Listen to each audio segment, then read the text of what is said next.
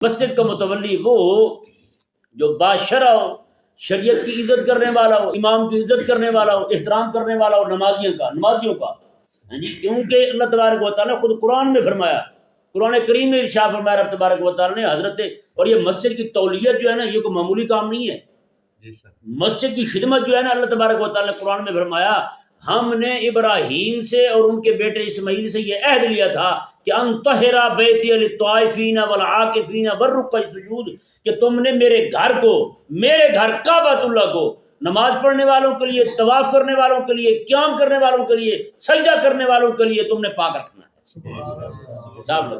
تم نے پاک رکھنا ہے، اس کی دیکھ بھال تم نے کرنی ہے۔ بتائیں یار یہ تو ویژن جو ہے یہ تو انبیاء والا ہے، انبیاء کو رب تبارک و تعالیٰ نے سپرد کیا تھا۔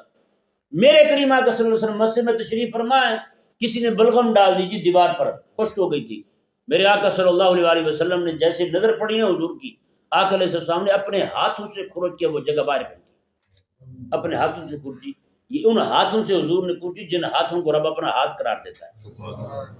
جن کے بارے میں رب فرماتا ہے ید اللہ فوق ایدیہم، یہ رب کا ہاتھ ہے جو اوپر ہاتھ رکھا ہوا ہے۔